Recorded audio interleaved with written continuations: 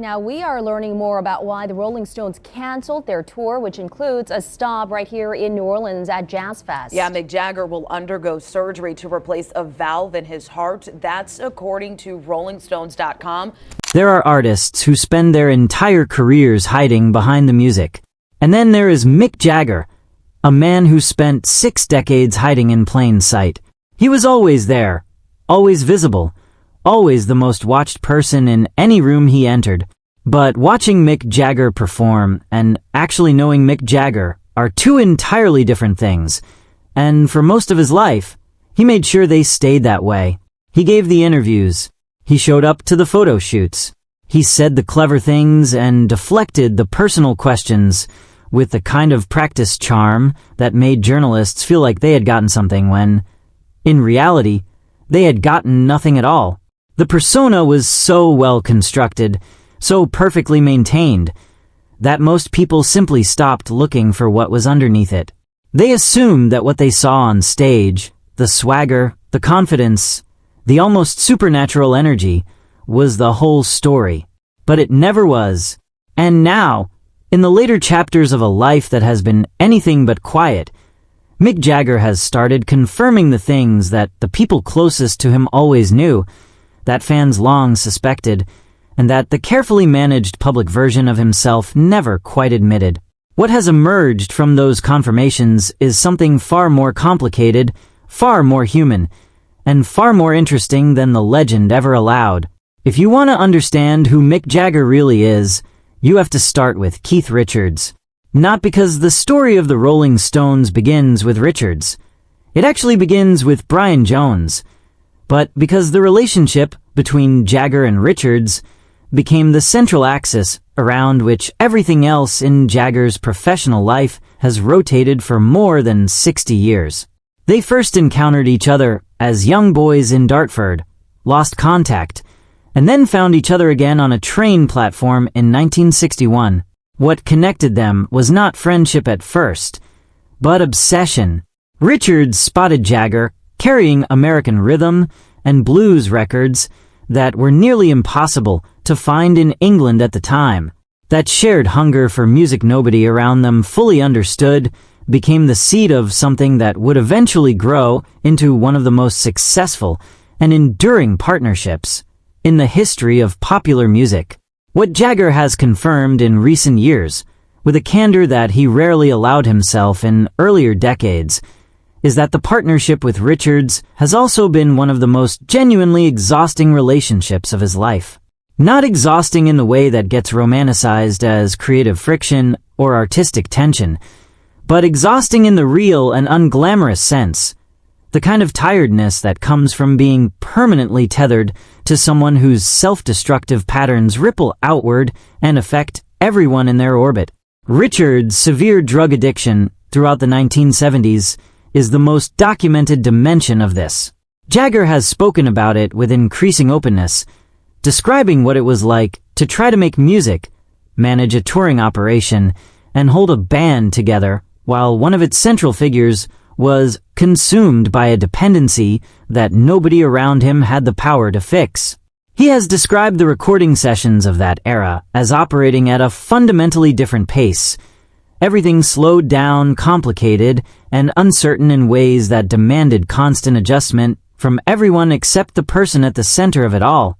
What makes Jagger's account of this period particularly telling is one specific admission: that despite spending years working alongside Richards in the closest possible professional proximity, he genuinely does not know what Richards was experiencing internally during those years, because the two of them never discussed it directly.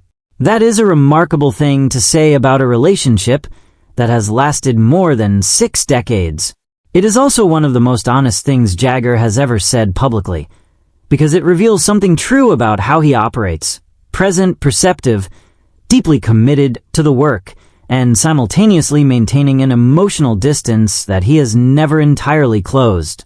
The control question has been the other persistent fault line between them. Richards has always cast himself as the keeper of the band's authentic spirit, the one who holds the line against commercialization, against compromise, against the business calculations that he associated with everything he found uncomfortable about the direction Jagger was taking things. Jagger, meanwhile, has been the one actually running the enterprise, managing the touring logistics, the commercial relationships, the strategic decisions required to keep an organization of that scale functioning across decades. Richards criticized him publicly for this, more than once, with a sharpness that raised genuine questions about whether the band could survive the rift. Jagger's response was always controlled, measured, and carefully indirect. But what he has confirmed in recent years is that he eventually stopped expecting resolution. He made peace with the fact that he and Richards see the Rolling Stones differently, that this difference is not temporary, and that waiting for it to resolve itself was never a productive use of his energy. There are events that attach themselves to a person's public identity so completely that the person themselves almost disappears inside the narrative.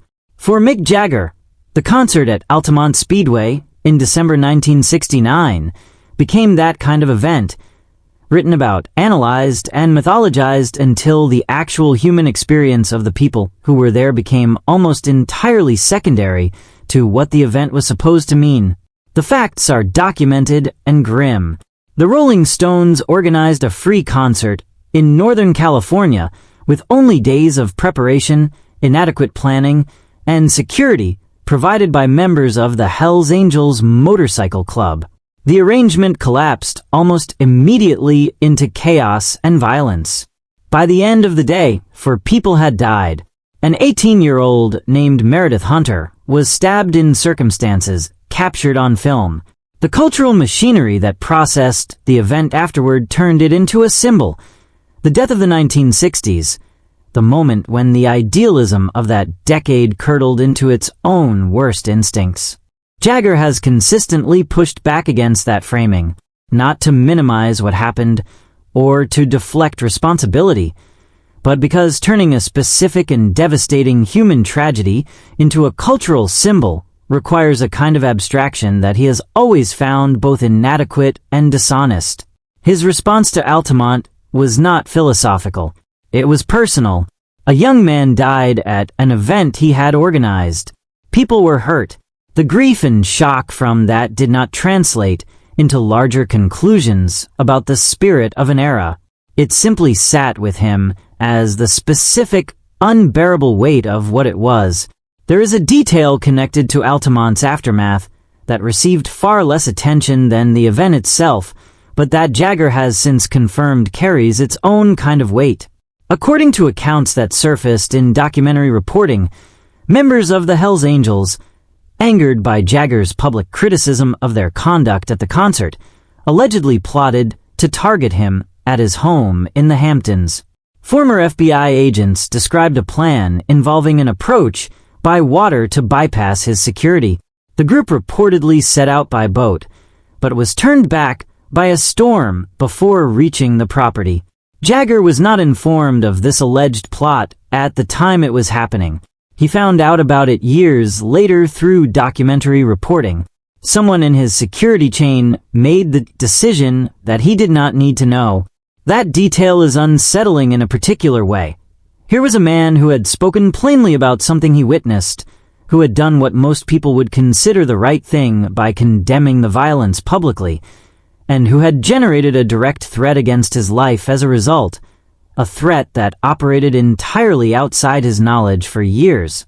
His public visibility, his willingness to say what he saw, had consequences he was never warned about. Mick Jagger was born in 1943 in Dartford, Kent, during wartime. His father taught physical education. His mother worked as a hairdresser. By his own description, the household was ordinary in almost every meaningful way. No particular wealth, no bohemian atmosphere.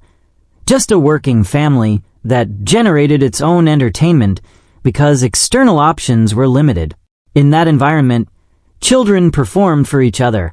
They were expected to contribute to the shared life of the household. Jagger has identified that childhood dynamic as the origin of something he has recognized in himself for his entire career. The instinct to perform, to hold a room, to generate a reaction. By his early teens, he was absorbing everything he could about American rhythm and blues, a music that reached England in limited quantities through imported records and occasional radio broadcasts. To a young man growing up in post-war Kent, that music represented something that his immediate world did not offer, a kind of physical freedom, an emotional directness, a rawness that felt like it was coming from somewhere entirely different. When the Rolling Stones finally arrived in America in 1964, Jagger has confirmed that the reality of the country hit him with considerable force. He spoke warmly about New York and maintained moderate interest in Los Angeles. But what he encountered in the rest of the country disturbed him deeply. He described the